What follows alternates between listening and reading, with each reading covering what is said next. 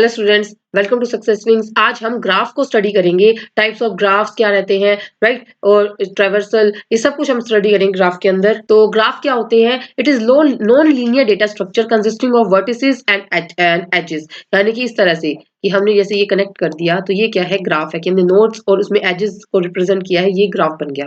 ठीक है, ग्राफ कैसे रिप्रेजेंट किया जाता है? Graph is represented with the help of vertices and edges, right. अब टाइप्स क्या क्या रहते हैं ग्राफ के? डायरेक्टेड ग्राफ, यानी कि इसमें कोई डायरेक्शन प्रोवाइड की जाती है। जैसे कि ये हमने ग्राफ बना दिया ना, ये बना दिया ग्राफ, तो इसके अंदर ना एक डायरेक्शन गिवन होगी हमें, ठीक है, कि ये इस तरह से जाएगा ग्राफ।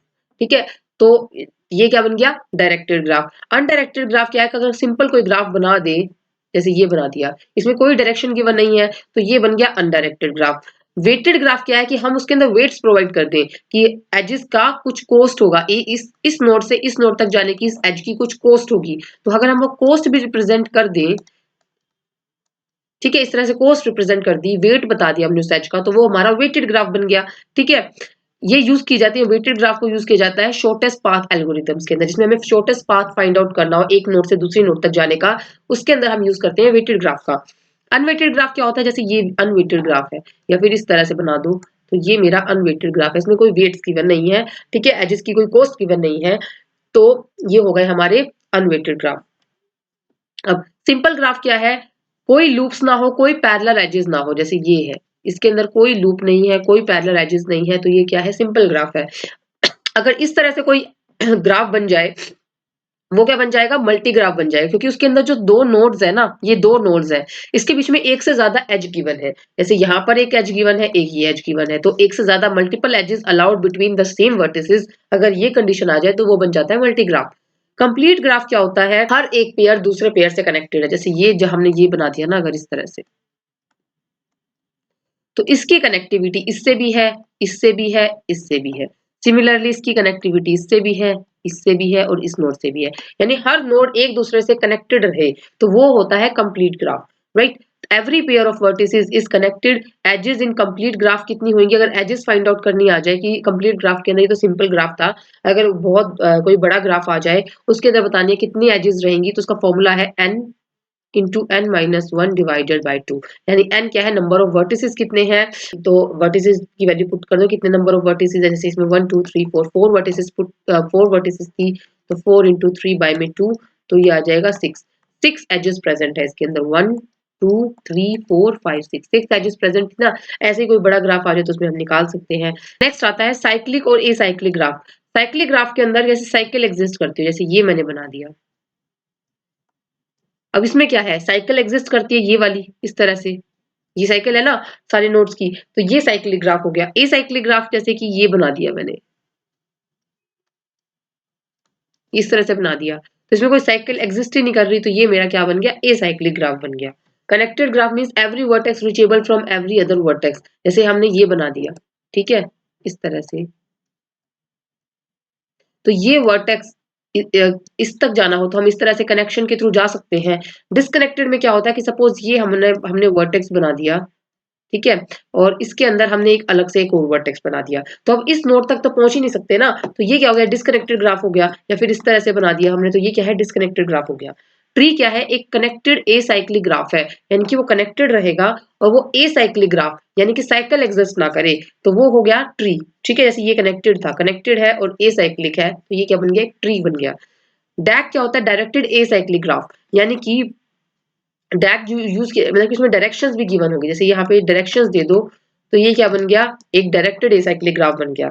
अब डैक कहाँ यूज होता है? शेड्यूलिंग के अंदर, कंपाइलर ऑप्टिमाइजेशन में, टोपोलॉजिकल सॉर्टिंग के अंदर, यहाँ पर ये यूज होता है। ठीक है, नेक्स्ट आता है बायपैरेटाइड ग्राफ। क्या होता है बायपैरेटाइड ग्राफ? के अंदर vertices can be divided into two sets में वर्टिसेस को डिवाइड कर दिया हमने इस तरह से। ठीक है, अब कैसे कनेक्टिविटी की जाएगी? इसको इससे जोड़ दो, इसको किसी और से जोड़ दो, इसको इससे जोड़ दिया, इसको इससे जोड़ दिया, ठीक है, इसको इससे जोड़ दिया, इसको इससे जोड़ दिया, मतलब कि किसी से भी कनेक्टिविटी की जा सकती है। ठीक है, no two vertices within the same set are adjacent. वो इस तरह से नहीं होना चाहिए कि जैसे हमने इन दोनों को जोड़ दिया, ये इन दोनों की कनेक्टिविटी नहीं होनी चाहिए। इस वाले जो सेट है ना, यू सेट है, उसके वी सेट के वर्टिसेस से ही कनेक्टिविटी होनी चाहिए हमेशा, ठीक है। वो खुद के जो जो वर्टिसेस है, जैसे यू सेट की जितने भी वर्टिसेस है 1 2 3, ये है ए बी सी डी, ठीक है। तो 1 2 3 की कनेक्टिविटी आपस में नहीं होनी चाहिए, 1 2 से कनेक्टेड नहीं होना चाहिए, 2 3 से कनेक्टेड नहीं होनी चाहिए। हाँ, 2 ए बी सी डी इनमें से किसी से भी कनेक्टेड कनेक्टेड हो सकता है, ठीक है। तो ये कहना चाह रही हूँ मैं। यूज्ड इन मैचिंग एल्गोरिथम्स में यूज होता है, जॉब असाइनमेंट में, नेटवर्क फ्लो में, इन सब में इसका यूज होता है। कंप्लीट बाय पैराटाइप ग्राफ क्या होता है? Every vertex in set U connects to every vertex in set V, यानी कि अगर मैंने यहाँ पे 2 बनाए हैं, यहाँ पर ये 3 बना दिए, तो ये वाला जो सेट यू का यू सेट के अंदर जो भी है 1 और 2, ये 2 वर्टिसेस है, ये इससे भी कनेक्टेड, ये इससे भी और ये इससे भी। सिमिलरली सेकंड वर्टेक्स भी फर्स्ट वाले से भी कनेक्टेड, सेकंड से भी और थर्ड से भी, मतलब कि हर वर्टेक्स सेट यू की सेट वी वाले से कनेक्टेड रहेगी, ठीक है। नेक्स्ट आता है रेगुलर ग्राफ। रेगुलर ग्राफ क्या होता है? All vertices have same degree, her vertex की सेम डिग्री होनी चाहिए। जैसे यहाँ पे मैंने ये कनेक्ट किया, तो ये रेगुलर ग्राफ है। इसकी डिग्री क्या है? क्योंकि इसके ये किससे कनेक्टेड है?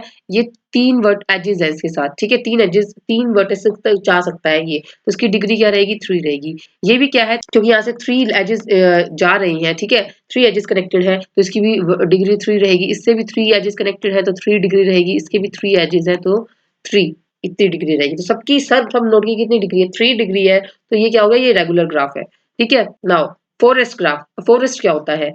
कलेक्शन ऑफ डिसकनेक्टेड ट्रीज, उनकी कनेक्शन को बोलते हैं फॉरेस्ट। कनेक्टेड ग्राफ जैसे कि हमने ये इस तरह से बना लिया, ठीक है, फिर एक इस तरह से बना लिया और कुछ इस तरह से एक और बना लिया, तो मतलब कुछ इनकी कलेक्शन को क्या बोलते हैं? ये सारी कलेक्शन क्या बोली जाती है? फॉरेस्ट बोली जाएगी। सब ग्राफ क्या होता है? Graph form from a main graph by choosing a subset of vertices and edges, उसको सब ग्राफ, जैसे मैंने इस ग्राफ का कुछ सब ग्राफ मतलब कि कुछ पार्ट निकाल लिया, जैसे मैंने इतना पार्ट फाइंड अलग कर लिया, जैसे ये था मेरा पूरा ग्राफ, तो इसके अंदर से मैंने ये वाला इतना फाइंड आउट इतना ले लिया, तो ये क्या इसी का ग्राफ का पार्ट है ना, तो ये सब ग्राफ बन गया। प्लेनर ग्राफ क्या होता है? Can be drawn on plane without any edges crossing, तो वो प्लेनर ग्राफ होगा कि हम उसको प्लेन पे ड्रॉ कर सके, उसको उसकी एजेस को इंटरसेक्ट किए बिना, ठीक है। जैसे कि मैप रीजन्स आ गए, सर्किट लेआउट्स हो गए, इन सब में इसका यूज किया जाता है। ये सारे इसके एग्जांपल है, राइट। नेक्स्ट आता है रिप्रेजेंटेशन ऑफ ग्राफ्स। ग्राफ की रिप्रेजेंटेशन करनी है। अनडायरेक्टेड ग्राफ जैसे कि ये दे रखा है हमें, तो हम कैसे करेंगे इसको? मैट्रिक्स के थ्रू हम बनाएंगे। कैसे? यहाँ पे इस तरह से पहले लिखो 0 1 2, ये 3 वर्टिसेस है, तो 0 1 2 यहाँ पर लिखो, 0 1 2 यहाँ लिखो, 0 1 2 यहाँ लिखो। अब इनकी कनेक्टिविटी शो करो। 0 0 के बीच में कोई भी एज है? नहीं है। 0 0 के बीच में कोई एज, तो 0 आ गया। 0 और 1 के बीच में कोई एज है? हाँ, 0 और 1 के बीच में एज है, तो यहाँ पे 1 आ गया। 0 और 2 के बीच में कोई एज है? हाँ, 0 और 2 के बीच में एज है, 1 आ गया। फिर 1 और 0 के बीच में कोई एज है? 1 0 के बीच में एज है, तो यहाँ पर 1 आ गया। जिसके बीच में भी एज एग्जिस्ट करती है 1 लिखो, अगर जिसके बीच में एज नहीं है तो 0 लिख दो। तो इसी तरह से 1 1 के बीच में कोई एज नहीं है, यानी इस तरह से कुछ भी गिवन नहीं है, तो 0 आ गया। 1 2 के बीच में एज है? हाँ है, तो 1 आ गया।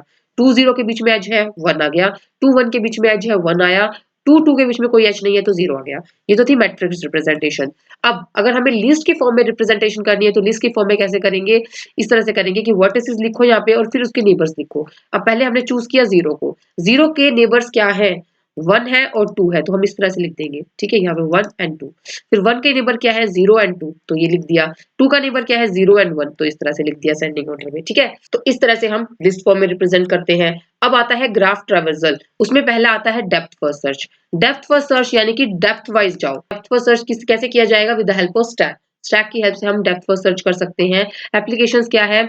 डिटेक्ट साइकिल्स, टोपोलॉजिकल सॉर्टिंग के अंदर यूज किया जाता है। कनेक्टेड कंपोनेंट्स को फाइंड आउट करने के लिए पाथ फाइंडिंग इन मेज, उसमें हम यूज करते हैं डेप्थ फर्स्ट सर्च को। जैसे एग्जांपल, जैसे कि हम ट्रीज के अंदर, ट्री भी तो क्या है? एक तरह का ग्राफ ही है ना, ठीक है। तो हम जैसे ये किया हमने, ओके, इस तरह से है, तो हम पहले इस डेप्थ तक जाएंगे, फिर उसके बाद हम इस वाले को फॉलो करेंगे, तो ये हो गया डेप्थ फर्स्ट सर्च, ठीक है। अब ब्रेथ फर्स्ट सर्च में क्या होता है? जैसे सेम एग्जांपल ही ले लेते हैं, इसके अंदर ये था, तो हम पहले क्या करेंगे? इस नोड पे गए, फिर इसके बाद इस पे आए, फिर इसके दूसरे चाइल्ड पे गए, यानी कि एक लेवल कंप्लीट किया, फिर नेक्स्ट लेवल पे आए, तो पहले इसको चेक किया, फिर इसको, फिर इसको, इस तरह से हम क्या करेंगे? लेवल बाय लेवल इस तरह से ट्रैवर्स करेंगे। और डेप्थ फर्स्ट सर्च में क्या था? हम इस तरह से ट्रैवर्स करते थे, इस तरह से, ठीक है। तो डिफरेंस समझ आया? ये लेवल बाय लेवल ट्रैवर्सल होता है, इसमें क्यूज को यूज किया जाता है, उसमें स्टैक्स यूज किया जाता था, इसमें क्यूज यूज किया जाता है। एप्लीकेशंस क्या है? शॉर्टेस्ट पाथ इन अनवेटेड ग्राफ, ये फाइंड आउट करना, तो वहां यूज होता है। बाय पैराटाइप चेकिंग के अंदर यूज होता है। लेवल ऑर्डर ट्रैवर्सल में यूज होता है। क्रॉलर्स के अंदर यूज होता है, राइट। अब इसका मतलब क्या है, ये टर्म्स है कुछ ग्राफ ट्रैवर्सल में पाथ फाइंड करना। पाथ मींस कि सीक्वेंस ऑफ वर्टिसेस, उसको बोला जाता है पाथ। साइकिल क्या होता है, पाथ वेयर स्टार्ट और एंड। यहाँ पर जैसे ये पाथ बन गया हमारा कि जहाँ पर स्टार्ट और एंड, जैसे ये मेरा यहाँ से लेके मुझे यहाँ तक जाना है, तो ये स्टार्टिंग एंड, ये तो स्टार्टिंग नोड बन गई, ये एंडिंग नोड बन गई, तो ये पूरा पाथ बन गया इसका। ठीक है। डिग्री क्या होती है, number of edges connected to the vertex. अगर मुझे डिग्री फाइंड आउट करनी है तो कितने एजेस कनेक्टेड है हम एक नोड से, वो होती है उसकी degree. In degree out degree क्या होती है, वो डायरेक्टेड ग्राफ की होती है कि इन डिग्री, जैसे ये है, इन डिग्री कितनी है इस नोड की, इस नोड की इन डिग्री 1 है, क्योंकि यहाँ पे एक नोड इंसिडेंट हो रही है, मतलब कि एक एज जो है वो उसकी डायरेक्शन इस नोड तक है। और एक आउट डिग्री, यानी कि ये इस नोड से आउट हो रही है, ये देखिए इस नोड से यहाँ से ये लिंक ऐसे हो रहा है, तो ये आउट डिग्री बोलते हैं इसको। एक आउट डिग्री है इसकी, एक इन डिग्री है। ठीक है। कनेक्टेड कंपोनेंट क्या होते हैं, मैक्सिमल कनेक्टेड सब ग्राफ। कितने मैक्सिमम सब ग्राफ हो सकते हैं वो कनेक्टेड कंपोनेंट। ब्रिजेस यानी कि रिमूविंग इट डिस्कनेक्ट ग्राफ, जैसे ये है, अगर मैं इसको ही डिलीट कर दूं ना, इस लाइन को डिलीट कर दूं, तो ये ब्रिज है इन दो ग्राफ्स के बीच में, तो ये क्या है, डिस्कनेक्ट। अगर ये डिलीट कर दिया तो डिस्कनेक्ट कर देगा ग्राफ को। कट वर्टेक्स क्या होती है, रिमूविंग इट डिस्कनेक्ट ग्राफ। इसको भी अगर कट एज भी ऐसी ही होती है कि अगर हमने एक एज को डिलीट कर दिया, ठीक है, एक वर्टेक्स को डिलीट कर दिया, इसमें हमने ब्रिज को, इसमें तो हमने रिमूव किया था एज को, इसमें हमने एक वर्टेक्स कट कर दी, तो उससे क्या होगा, जो ग्राफ है वो डिस्कनेक्ट हो जाएगा। बायपैरेटल ग्राफ मैंने आपको बता दिया कि हमने दो सेट्स के अंदर अपने वर्टिसेस डिवाइड किए हैं, उनको फिर कनेक्ट करेंगे। ठीक है, तो वो बायपैरेटल ग्राफ हो गया। अब रियल लाइफ एप्लीकेशंस क्या रहती हैं ग्राफ की,